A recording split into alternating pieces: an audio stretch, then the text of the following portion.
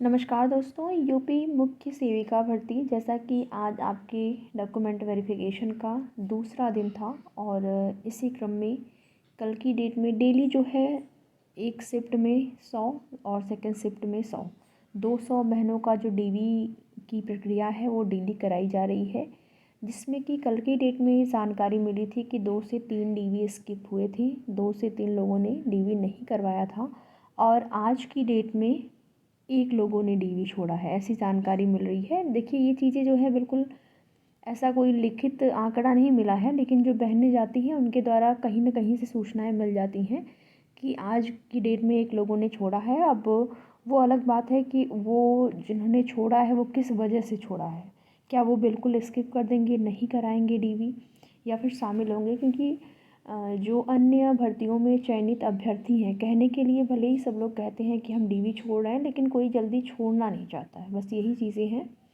और इसके लिए पहले से ही अनुरोध किया जा रहा था उन सभी बहनों से जिनका चयन कहीं भी अन्य जगह पर हो गया है कि आप लोग डीवी स्किप करिए। मैंने पहले ही बताया था कि देखिए जो अदर स्टेट वाले होंगे, जो अदर स्टेट में जो लोग जॉब कर रहे हैं वो तो कंफर्म है कि डीवी करवाएंगे, क्योंकि वो चाहेंगे कि हमारे स्टेट में हो, अपने राज्य में वो आ जाए।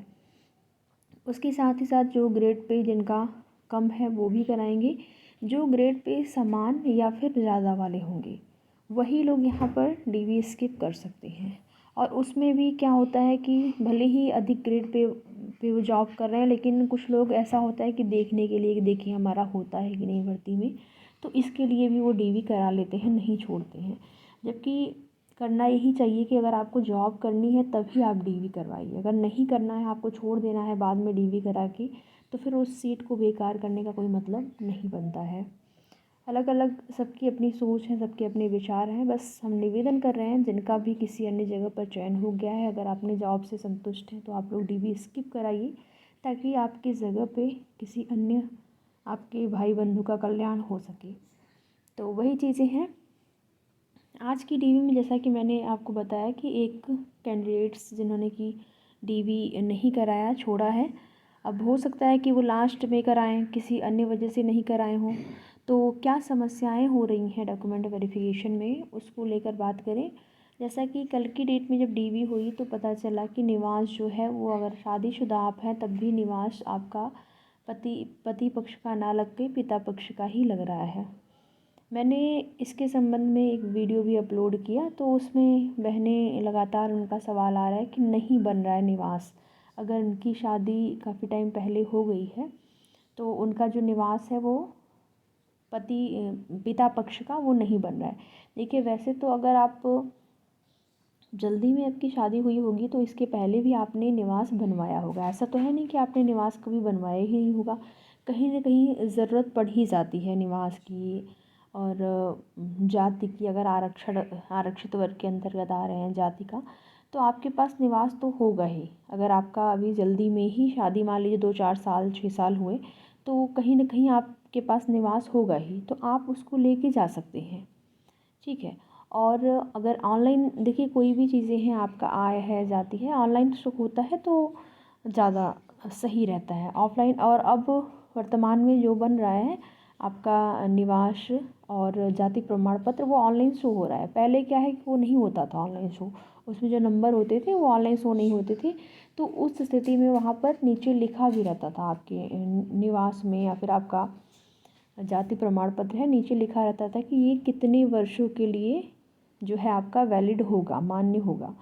तो आप देखेंगे अगर आपके पास निवास होगा, मान लीजिए 2013-14 का अगर होगा या फिर 12 का होगा, तो उसमें नीचे लिखा होगा कि ये आपका 3 साल के लिए वैध होगा।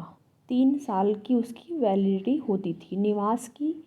और जाति की तो आप देखेंगे, अगर किसी के पास होगा तो एक बार देख के आप कमेंट कर दीजिएगा, मुझे क्लियर नहीं हो पा रहा है कि 3 साल उसमें रहती थी कि नहीं। लेकिन जो आपका यहाँ पर निवास रहता था उसका 3 साल उसकी रहती थी वैधता। तो उस स्थिति में आप अगर 3 साल तक का है तो आप उसको लगा सकते हैं, अगर 3 साल अभी नहीं हुए हैं तो, ठीक है। या फिर अगर ऑनलाइन वो शो हो रहा है नंबर उसका, तो फिर पुराना भी है 4 साल 6 साल, तब भी आप लगा सकते हैं। और अगर वो भी नहीं है निवास, आपका शादी आपकी हो गई है और पति पक्ष का आपके पास निवास है, पिता पक्ष का नहीं है, तो आप उसी निवास को लेके जाइए अपने पति पक्ष वाला जो आपका तहसील होगा वहाँ पे लेके जाइए, जहाँ पे आपके निवास आय वगैरह बनते हैं। वहाँ पे जाके आप लेखपाल से संपर्क करेंगे कि आपका डीवी है, आपको इस तरीके से चाहिए, तो वो लिख के एक आपका निवास बना के दे देंगे, या फिर ऐसे ही लिख के भी दे देंगे, मुहर लगा के, मुहर लगी होनी चाहिए उसमें, तो वो मान्य हो जा रहा है, ले लेंगे वो लोग, उन लोगों ने खुद बोला है आयोग में। तो आप यही करिए। नहीं अगर आपका बन पाया है, देखिए तुरंत तो बन नहीं पाता है, बनने में टाइम लगता है, 10 से 15 दिन 20 दिन, कभी कभी ये लोग ज़्यादा टाइम भी लगा लेते हैं बनने में। लेकिन अगर आपको जल्दी चाहिए तो उसके लिए थोड़ा सा आपको दौड़ भाग करनी होगी, और आप जाइए लेखपाल से संपर्क करके आप लिखवा के उस पर मुहर लगवा लीजिएगा, तो वो आपका मान्य हो जाएगा निवास। आरक्षण के लाभ के लिए, अगर आप आरक्षण का लाभ लेना है आपको, तो निवास आपका चाहिए। नहीं तो निवास अगर अनरिजर्व कैटेगरी में है, आरक्षण का लाभ नहीं लेना है, तब जो है निवास की कोई आवश्यकता यहाँ पर नहीं है। और वैसे तो निवास जो है वो चाहे पिता पक्ष का हो या पति पक्ष का हो, मान्य करना चाहिए, क्योंकि निवास का मतलब है कि आप उत्तर प्रदेश के ही निवासी हैं, ऐसा तो है नहीं। वो अलग बात है कि अगर आपका राज्य अलग हो गया है शादी के बाद या शादी के पहले, तो वो चीज़ें अलग होती हैं, उस स्थिति में बनवाना पड़ सकता था। लेकिन यहाँ पर अब क्यों ये लोग ये रूल बनाए हैं वो अलग बात है, लेकिन ऐसे अगर आप बनवा लेते हैं या करवा लेंगे, वहाँ पर मुहर भी लगवा लेते हैं लिखवा के, तो वो भी आपका मान्य हो जाएगा।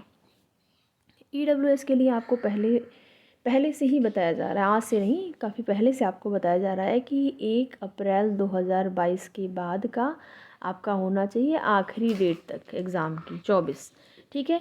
आपकी जो आखिरी डेट थी उस तक आपका जो EWS है वो होना चाहिए, आरक्षण के लाभ के लिए EWS के अंतर्गत आने के लिए ये आपका मान्य होगा। इसके बाद का है, इसके पहले का है, तो वो मान्य नहीं होगा। तो जाति निवास EWS पर बात हो गई, और उम्मीद करते हैं कि आपके मन में जो सवाल होंगे अब उसका निस्तार हो गया होगा।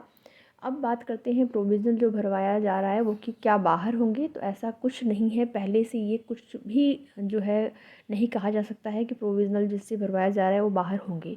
ये आयोग और विभाग का निर्णय होगा, और इस पर निर्णय जो है DV के बाद कराया जाएगा या DV के बाद आएगा। तो जो भी सूचना होगी आप सभी को उसकी जानकारी दी जाएगी। बाकी जो आप प्रपत्र भर रहे हैं, इनरोलमेंट नंबर जो है उसमें आप भर सकते हैं, उसको भरिए। और एक डेट जो पूछी जा रही है कि किस डेट आपका विद्यालय स्टार्ट का डेट और विद्यालय छोड़ने की तिथि, तो उसमें जो है स्टार्टिंग का जो डेट है वो आप जुलाई में भर दीजिएगा, जुलाई। और कोई भी ऐसी डेट डालिएगा जो कि उसमें कोई अवकाश ना हो, कोई भी फेस्टिवल वगैरह या फिर संडे ऐसा कोई अवकाश ना रहा हो, वो आप डाल सकते हैं। और आखिरी डेट भी आपको ऐसी ही डालनी होगी जो कि जिसमें कोई छुट्टी का दिन ना रहा हो, तो देख के आप उसको डाल दीजिएगा। बाकी और कोई समस्या नहीं आ रही है, और अगर कोई समस्या हो तो आप पूछ सकते हैं कमेंट के माध्यम से। और आगे की जो भी सूचनाएं होंगी आप सभी को समय समय पर जानकारी दी जाएगी। तो वीडियो में लास्ट तक बने रहने के लिए आप सभी का बहुत बहुत धन्यवाद।